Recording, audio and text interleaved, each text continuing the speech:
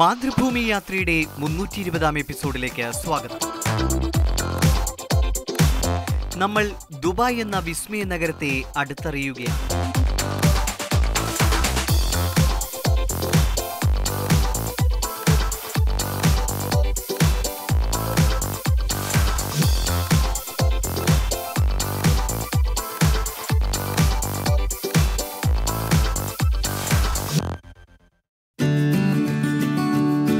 കഴിഞ്ഞയാഴ്ച നമ്മൾ ഗോൾഡ് സൂക്കിലെ മിന്നും കാഴ്ചകളിലാണ് തുടങ്ങിയത്.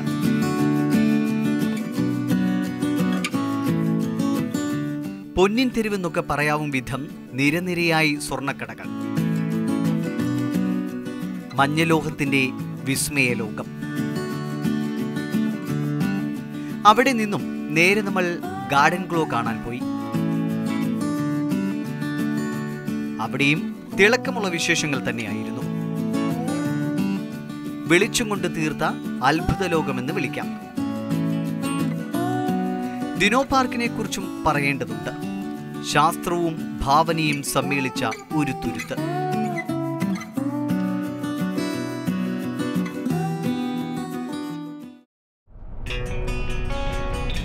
ദുബായ് ഗ്ലോബൽ വില്ലേജിലേക്കാണ് ഇന്നത്തെ നമ്മുടെ യാത്ര. നഗരപരിധിയിൽ നിന്നും കുറച്ചകലെയാണ് ഗ്ലോബൽ വില്ലേജ്. കരാമയിൽ നിന്നുള്ള ദൂരം കണക്കാക്കിയാൽ ഏതാണ്ട് 28 കിലോമീറ്റർ വരും. ഗ്ലോബൽ വില്ലേജ് പരിസരത്തേക്ക് ബസ് സർവീസ് ഉണ്ട്. ദുബായിലേക്ക് കാഴ്ച കാണാൻ എത്തുന്നവർക്ക് ബസ് തന്നെയാണ് അഭികാമ്യം. അരമണിക്കൂർ ഇടവിട്ട് ബസ്സുകളുണ്ട്. നഗരവഴികൾക്ക് വിട നൽകിയാൽ പിന്നെ ദുബായിക്ക് മറ്റൊരു മുഖമാണ്. കെട്ടിടങ്ങളുടെ നിറവില്ല. മരുഭൂമിയും ഈന്തപ്പനകളും കാണാം. അധികം നീളില്ല, വീണ്ടും നഗരജീവിതത്തിന്റെ അടയാളങ്ങൾ തെളിയും.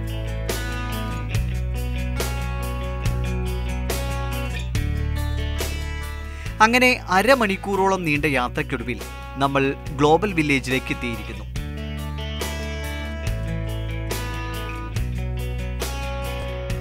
വാഹനം പാർക്ക് ചെയ്യാനൊക്കെ പ്രത്യേക സൗകര്യമുണ്ട്. ഇവിടെ വിശാലമായൊരു പാർക്കിംഗ് കേന്ദ്രം തന്നെയാണ് ഒരുക്കിയിട്ടുള്ളത്. ഈ കാണുന്നത് അതിന്റെ വളരെ ചെറിയൊരു ഭാഗം മാത്രം. ആഡംബര കാറുകളാണ് പാർക്ക് ചെയ്തതിലധികവും. നേരെ ടിക്കറ്റ് കൗണ്ടറിലേക്ക് പോകാം. 15 ദിർഹമാണ് ടിക്കറ്റ് നിരക്ക്. അതായത് നമ്മുടെ 304 രൂപ.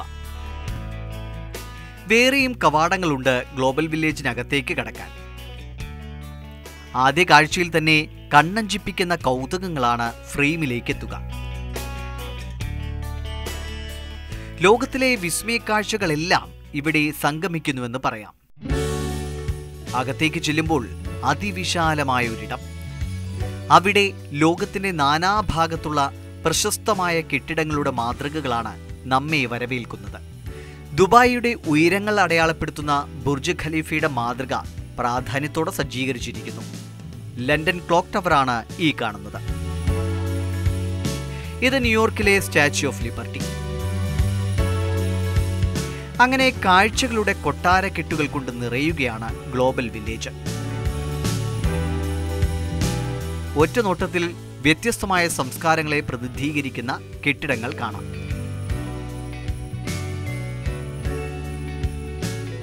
ലോകം ദുബായിയുടെ മുറ്റത്തേക്ക് വിരുന്നു വന്നിരിക്കുന്നു.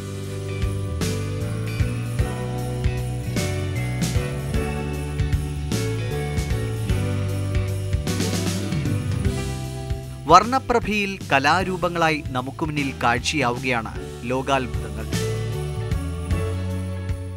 നമ്മുടെ താജ്മഹലിനായും വലിയൊരിടം നീക്കിവെച്ചിട്ടുണ്ട്.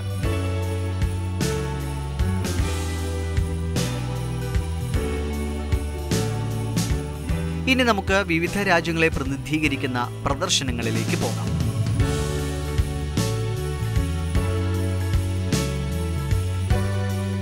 ഈ കാണുന്നത് തുർക്കിയിലെ കാഴ്ചകളുടെ ഇടമാണ്.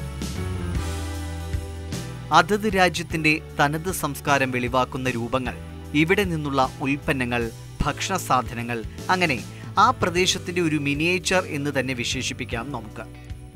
ഇവിടെ തുർക്കിയിലെ സ്പെഷ്യൽ എന്ന് വിശേഷിപ്പിക്കാവുന്ന എല്ലാമുണ്ട്. ഗ്ലോബൽ വില്ലേജ് ഈ കാഴ്ചകളുടെ കൗതുകത്തിനപ്പുറം ഒരു കച്ചവട കേന്ദ്രം കൂടിയാണ്. ഭക്ഷണശാലകളാണ് ഒരു പ്രധാന ആകർഷണം. ടർക്കിഷ് രുചികളുടെ ഒരു നിര തന്നെയുണ്ട്. ടർക്കിഷ് ബേക്കഡ് പൊട്ടറ്റോ കഴിക്കാൻ നല്ല തിരക്കായിരിക്കും. തുർക്കിയിൽ നിന്നും UAE പവലിയനിലേക്കാണ്. നമ്മൾ ദുബായ് കാഴ്ചകൾ തുടങ്ങിയ ദുബായ് ഫ്രെയിമാണ് ഒരു കവാടം പോലെ UAE പവലിയനിലേക്ക് സ്വാഗതം പറയുന്നത്. വളരെ പ്രാധാന്യത്തോടെയാണ് UAE പവലിയന്റെ സജ്ജീകരണം. വലിയൊരിടം തന്നെ ഇതിനായി മാറ്റിവെച്ചിട്ടുണ്ട്. ആതിഥേയ രാജ്യത്തിന്റെ പവലിയനിലെ കാഴ്ചകൾക്കൊപ്പം ഗ്ലോബൽ വില്ലേജിനെ കുറിച്ചുള്ള ചില വിവരങ്ങൾ കൂടി പങ്കുവയ്ക്കട്ടെ. 1997 ഇത്തരമൊരാശയം യാഥാർത്ഥ്യമാകുന്നത്. ലോകമെമ്പാടുമുള്ള സംസ്കാരങ്ങളെ പ്രതിനിധീകരിക്കുന്ന ഒരു കൾച്ചറൽ പാർക്കെന്ന് വിശേഷിപ്പിക്കാം നമുക്ക് ഗ്ലോബൽ വില്ലേജിനെ. 1.6 മില്യൺ സ്ക്വയർ മീറ്റർ വിസ്തൃതിയിലാണ് ഗ്ലോബൽ വില്ലേജ് പടർന്നു കിടക്കുന്നത്. 26 പ്രധാന പവലിയനുകൾ, 70-ലേറെ രാജ്യങ്ങളെ പ്രതിനിധീകരിക്കുന്ന കാഴ്ചകൾ.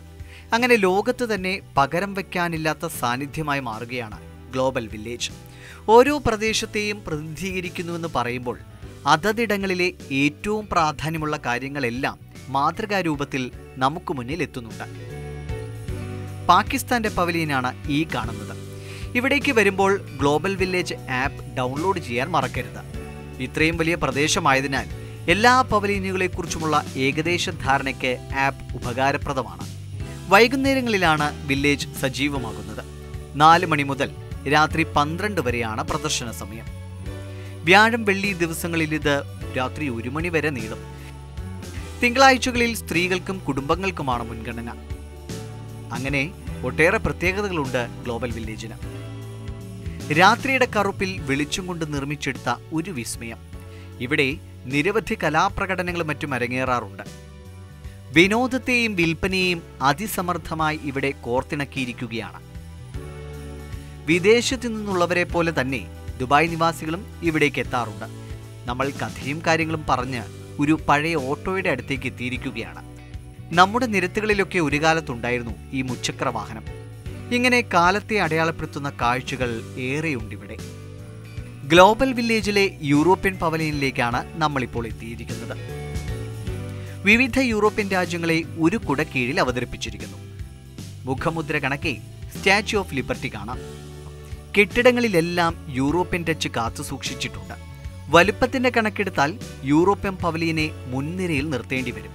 വിശാലമാണ് ഉൾവശം. തൊട്ടിപ്പുറത്തായി ഈ കാണും വിധം കലാവേദികളുമുണ്ട്. ലോകോത്തര നിലവാരത്തിലുള്ള കലാപ്രകടനങ്ങൾ അരങ്ങേറാറുണ്ട് ഇവിടെ. അമേരിക്കയെ പ്രതിനിധാനം ചെയ്യുന്ന ഇടമാണിത്.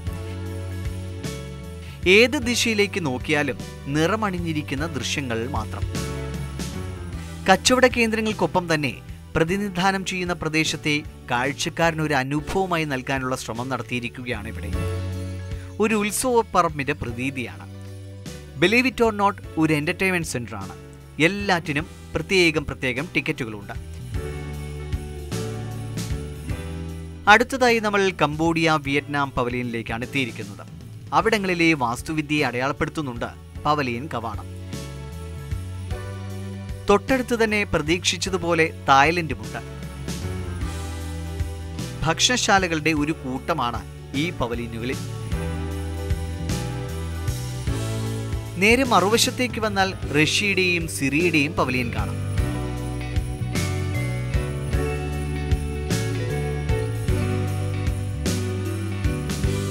ജപ്പാൻ പവലിയനുമുണ്ട്. അങ്ങനെ ഇടവേളകളില്ലാതെ കാഴ്ചകൾ നിറയുകയാണിവിടെ.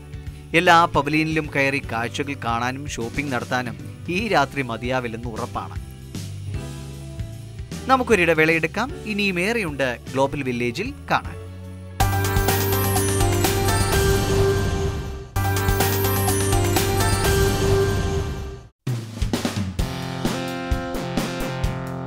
ഗ്ലോബൽ വില്ലേജിലെ മായക്കാഴ്ചകൾക്കൊപ്പമുള്ള സഞ്ചാരം തുടരാം നമുക്ക്. നേരത്തെ നമ്മൾ ഗ്ലോബൽ വില്ലേജിനെ ഉത്സവപ്പറമ്പെന്ന് വിശേഷിപ്പിച്ചിരുന്നല്ലോ. ആ പ്രയോഗത്തെ ശരിവെക്കുന്ന കാഴ്ചകളാണ് വില്ലേജിന്റെ ഈ മേഖലയിൽ കാണാനാവുക. കാർണിവൽ സെക്ഷനിൽ യന്ത്രയൂഞ്ഞാലും മറ്റുമായി ഒട്ടേറെ റൈഡുകളുണ്ട്. എല്ലാ റൈഡുകളിലും കയറാനായി കോമൺ ടിക്കറ്റ് സംവിധാനവുമുണ്ട്. ഇനി റൈഡുകൾ തിരഞ്ഞെടുത്ത് ടിക്കറ്റ് എടുക്കാനാണ് ഉദ്ദേശമെങ്കിൽ അതിനും സൗകര്യമുണ്ട്.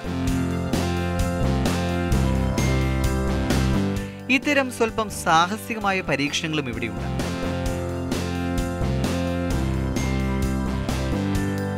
യന്ത്രക്കൈ നമ്മെ വായുവിൽ ചുഴറ്റിയെറിയുകയാണ്.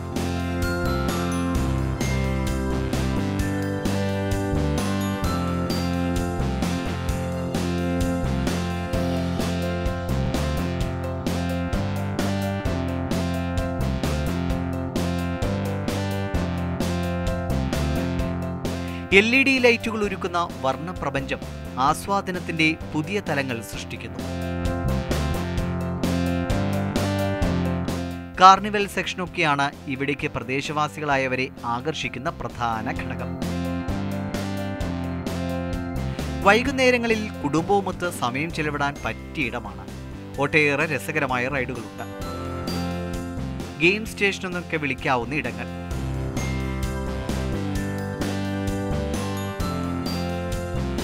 സാഹസികതയുടെ കാര്യത്തോടൊപ്പം തന്നെ കൂട്ടിച്ചേർക്കാവുന്ന ഒരു കാര്യം സുരക്ഷയാണ്. ഇവിടെ അക്കാര്യത്തിൽ ഒരു വിട്ടുവീഴ്ചയുമില്ല. ദിവസവും യന്ത്രയൂഞ്ഞാലുകളുടെയും മറ്റും സുരക്ഷാ പരിശോധനകൾ നടക്കാറുണ്ട്. രാത്രിയുടെ ആകാശത്ത് വെളിച്ചത്തിന്റെ മുത്തുകൾ കോർത്തിണക്കിയ പോലെ തോന്നും ഈ കാഴ്ചകളൊക്കെ കണ്ടാൽ. ഉയരങ്ങളിലിരുന്ന് യന്ത്ര ഊഞ്ഞാലിനൊപ്പം കറങ്ങാം. താഴെ നിന്ന് നോക്കുമ്പോൾ കുഞ്ഞു വെളിച്ചങ്ങളുടെ ഇന്ദ്രജാലമാണ് കാഴ്ചയാവുക.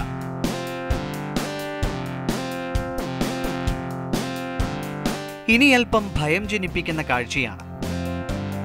ഭൂതപ്രേതങ്ങളെന്നൊക്കെ വിശേഷിപ്പിക്കാവുന്ന മുഖങ്ങളും ഭയപ്പെടുത്തുന്ന ശബ്ദങ്ങളും.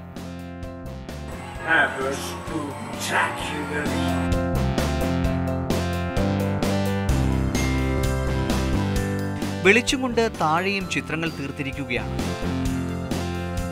നിറങ്ങൾക്കൊപ്പമാണ് ഈ രാത്രിയുടെ ശോഭ. അങ്ങനെ മനസ്സിൽ ഉത്സവഛായ തീർക്കുകയാണ് കാർണിവൽ കാഴ്ചകൾ.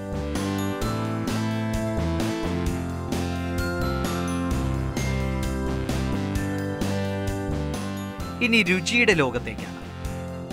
നേരത്തെ പവലിയനുകളിൽ കണ്ടതിന് പുറമെ ലോകത്തെ വിവിധ രാജ്യങ്ങളിലെ രുചികളെ പരിചയപ്പെടുത്തുന്ന ഒരിടം. കണ്ണെത്താ ദൂരത്തെന്നൊക്കെ പറയാവും വിധം റെസ്റ്റോറന്റുകളുടെ ശൃംഖല നീണ്ടു കിടക്കുകയാണ്. നോൺ വെജും വൈവിധ്യമാർന്ന വിഭവങ്ങളും ഒക്കെ ഉണ്ട് ഇവിടെ.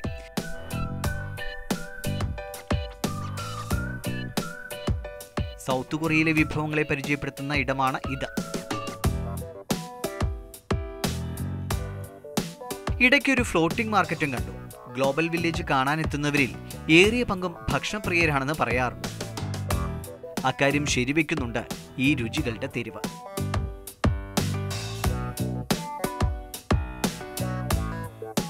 നമ്മളിപ്പോൾ നിൽക്കുന്നത് ബോസ്നിയയിൽ നിന്നുള്ള ഒരു റെസ്റ്റോറന്റ് മുന്നിലാണ്.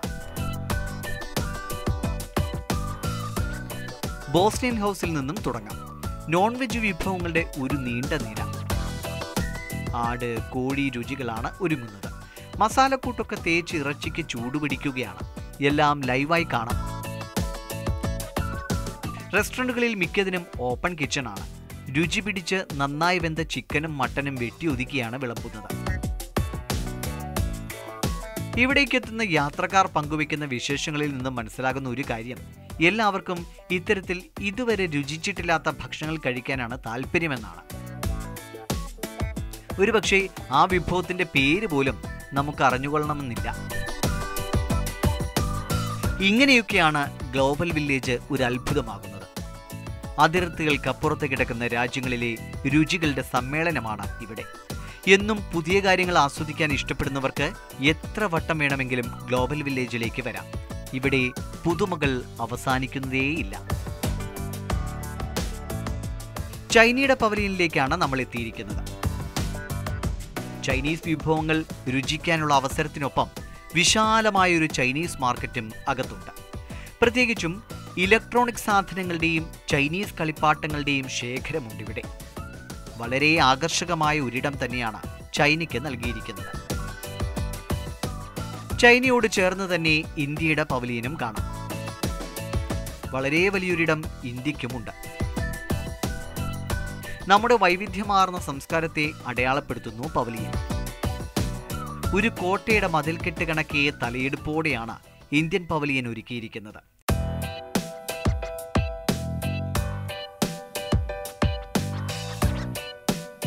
വിവിധ സംസ്ഥാനങ്ങളിൽ നിന്നുള്ള സ്റ്റാളുകൾ കൊണ്ട് സമ്പന്നമാണകം. നമുക്ക് അകക്കാഴ്ചകളിലേക്ക് പോകാം. അകത്തേക്ക് കടക്കുമ്പോൾ കാണുന്നത് Indian street food സ്റ്റാളാണ്.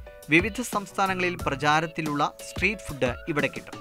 Vegetarian, non vegetarian വിഭവങ്ങളുടെ ഒരു നീണ്ട നിര.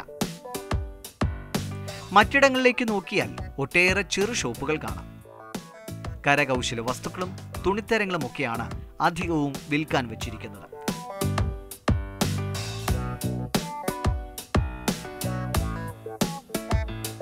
കൈത്തറി പോലുള്ള പരമ്പരാഗത തുണിത്തരങ്ങൾക്ക് പ്രാമുഖ്യം നൽകിയിട്ടുണ്ട്. കരകൗശല വസ്തുക്കളിലും ഇന്ത്യയുടെ വൈവിധ്യം പ്രകടമാണ്. രാജസ്ഥാനിൽ നിന്നൊക്കെയുള്ള സ്റ്റാളുകളിൽ നല്ല തിരക്കാണ്. ഗ്ലോബൽ വില്ലേജിൽ ഇനിയുമേറെയുണ്ട് കാണാൻ. നമുക്കൊരിടവേള കൂടിയെടുക്കാം. പെട്ടെന്ന് മടങ്ങിയെത്താം.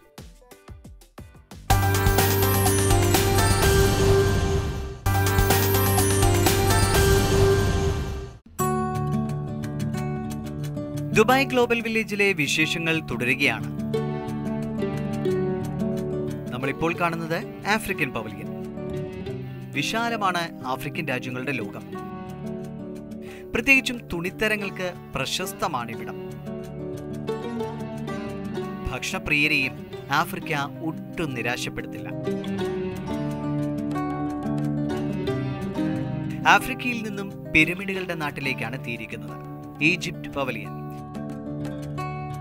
ഇവിടെയും ഒരുപാട് വേറിട്ട വിഭവങ്ങളുണ്ട്. സൗദി അറേബ്യയാണ് അടുത്തത്. ഈ നാടിനെ അടയാളപ്പെടുത്തുന്ന പവലിയൻ. ഗ്ലോബൽ വില്ലേജ് പോലൊരു ആശയം അതിന്റെ വൈവിധ്യ രൂപത്തിലാണ് പൂർണ്ണത തൊടുന്നത്. ഓരോ പവലിയനുകളും അക്കാര്യത്തിൽ പ്രത്യേകം ശ്രദ്ധ പുലർത്തിയിരിക്കുന്നു എന്ന് വേണം കരുതാൻ. മറ്റൊന്ന് വിവിധ രാജ്യങ്ങളുടെ തിരഞ്ഞെടുപ്പാണ്. വ്യത്യസ്ത ഭൂഖണ്ഡങ്ങളുടെ സാന്നിധ്യം ഉറപ്പാക്കിയാണ് രാജ്യങ്ങളെ തിരഞ്ഞെടുത്തിരിക്കുന്നത്. മറ്റൊരു കാര്യം, ഇവിടെ വിൽക്കപ്പെടുന്ന സാധനങ്ങളുടെ ഗുണമേന്മയുടെ കാര്യത്തിൽ പുലർത്തുന്ന കണിശതയാണ്.